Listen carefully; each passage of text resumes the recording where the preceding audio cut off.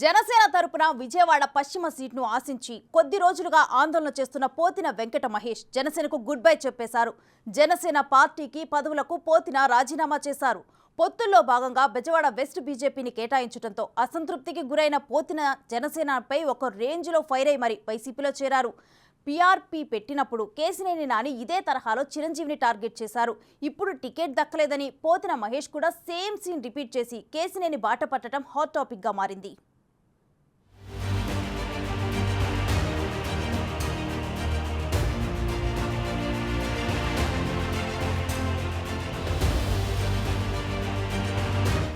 AP ఎన్నికల్లో విజయవాడ పశ్చిమ నియోజకవర్గం నుంచి జనసేన అభ్యర్థిగా పోటీ చేయాలని పోతిన మహేష్ ఆశించారు. తనకు సీటివ్వాలని కొన్ని రోజులుగా ఆందోళన కూడా చేశారు. అయితే పొత్తులో భాగంగా విజయవాడ పశ్చిమ సీట్ను బీజేపీకి కేటాయించారు. రాజ్యసభ మాజీ సభ్యులు సుజనా చౌదరి బీజేపీ అభ్యర్థిగా వెస్ట్ బరిలో దిగారు. దాంతో తనకు సీటు దక్కకపోతే అప్పటి వరకు పవన్ ఫోటో పెట్టుకుని ఇండిపెండెంట్ గా అయినా పోటీ చేస్తానని, పవన్ పై తనకు అంత నమ్మకముందని చెప్పుకొచ్చిన పోతిన మహేష్ జనసేనకు రాజీనామా చేసి జగన్ సమక్షంలో వైసీపీ కండువా కప్పేసుకున్నారు.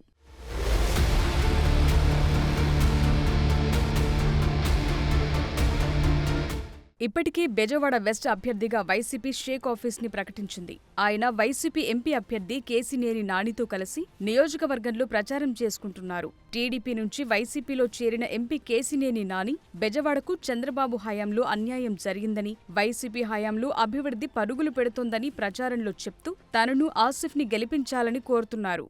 ఈ రాష్ట్రానికి ఒక నెగటివ్ బ్రాండింగ్ చేసిన ఎవరంటే అది కేవలం చంద్రబాబు నాయుడు గారే.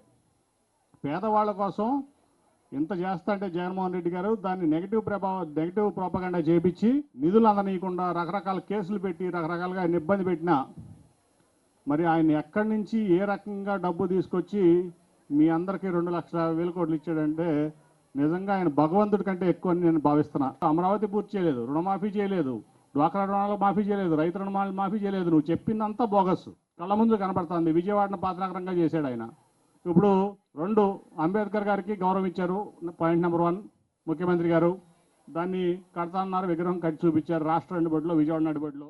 అంటే వైసీపీలో చేరిన పోతినకు టికెట్ దక్కే పరిస్థితి లేదు. మరి తన రాజకీయ భవిష్యత్తును పవన్ కళ్యాణ్ నాశనం చేశారంటున్న ఆయన ఏ లెక్కలతో వైసీపీలో చేరారో కానీ వెళుతూ జనసేనాని ఓ రేంజ్లో టార్గెట్ చేశారు. పవన్ ఫోటో పెట్టుకుని గెలుస్తానని గతంలో చెప్పిన ఆయన ఇప్పుడసలు పవన్ కి వ్యక్తిత్వమే లేదంటున్నారు. స్వార్థ ప్రయోజనాల కోసం పార్టీ పెట్టారని, టీడీపీతో మ్యాచ్ ఫిక్సింగ్ చేసుకున్నారని, ఈ ఎన్నికల తరువాత జనసేన పార్టీనే ఉండదని జోస్యం చెప్తున్నారు.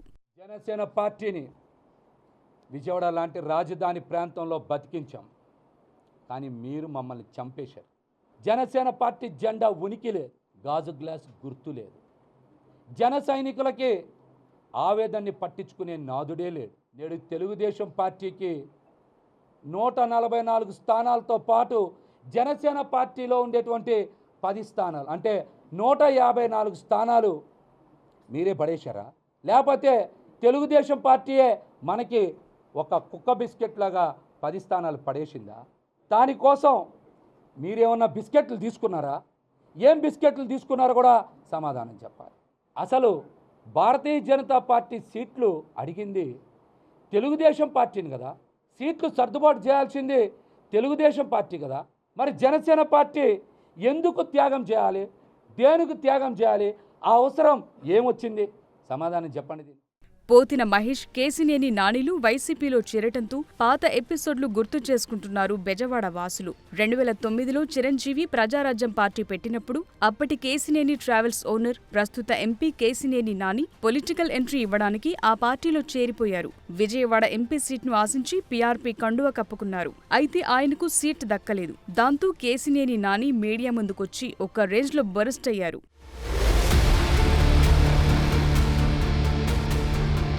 చిరంజీవి, అల్లు అరవిందులు సీట్లు అమ్ముకున్నారని విమర్శలు గుప్పించారు. కొందరి వద్ద ఇళ్ల స్థలాలను రాయించుకుని మరీ సీట్లు కేటాయించారంటూ అప్పట్లో కేసినేని నాని బహిరంగంగానే విమర్శలు చేసి ఆ తర్వాత టీడీపీలోకి జంప్ అయ్యారు. ఇప్పుడు టీడీపీ నుంచి 10 ఏళ్లు ఎంపీగా పనిచేసి ఈసారి టికెట్ లేదని గ్రహించి వైసీపీలోకి జంప్ అయ్యారు. చంద్రబాబు, లోకేష్లను టార్గెట్ చేయటమే పనిగా పెట్టుకున్నారు. తాజాగా పోతిన మహేష్ కూడా కేసినేని రూటే ఫాలో అయ్యారు.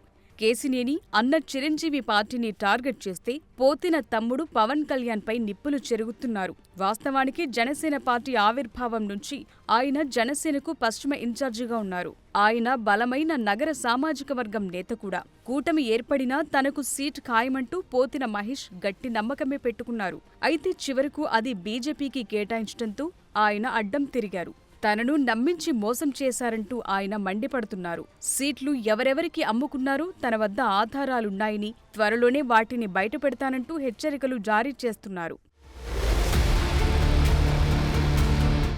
ఇప్పుడు పోతిన మహేష్ వ్యవహారంతో నాడు కేసినేని నాని ఎపిసోడ్ గుర్తు చేసుకుంటున్నారు బెజవాడ వాసులు. ఆశించిన సీటు దక్కకపోతే దేవుడు దయ్యమైపోతాడని సెటైర్లు విసురుతున్నారు. మరోవైపు తిరుపతి జనసేన నేత కిరణ్ రాయల్ 10 రోజుల క్రితం పోతిన మహేష్ మాట్లాడిన మాటలను, జగన్ను కౌగిలించుకుంటున్న దృశ్యాలను సోషల్ మీడియాలో పోస్టు చేయడంతో అవి వైరల్ అవుతున్నాయి.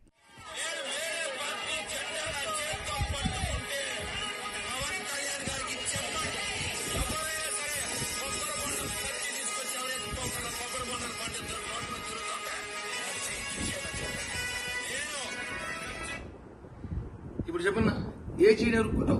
కుడి చెయ్యి, ఎడం చెయ్య. వేరే జెండా పట్టుకున్నాను కదా, పట్టుకున్నావు కదా, వేసుకున్నావు ఫోటో. వైసీపీలోకి వెళ్ళావు, కొండ వేసుకున్నావు, మంచిగా అంతా సెట్ అయినట్టుంది. వారం క్రితమే చెప్పావు, నేను పట్టుకుంటే కొబ్బరి బాండ్ కత్తో చెయ్యి నరకమని. ఇప్పుడు ఏ చెయ్యి నరకాలి? లేదా మీరు నరుక్కుంటారా? మొత్తానికి పొలిటికల్ క్యాపిటల్ గా పేరున్న బెజవాడలో కేసినేని నాని, పోతిన మహేష్ల పాలిటిక్స్ హాట్ టాపిక్ గా మారాయి ఇప్పుడు. మరి వైసీపీలో ఆ ఇద్దరు ఎంత కమిట్మెంట్ తో పనిచేస్తారో చూడాలి.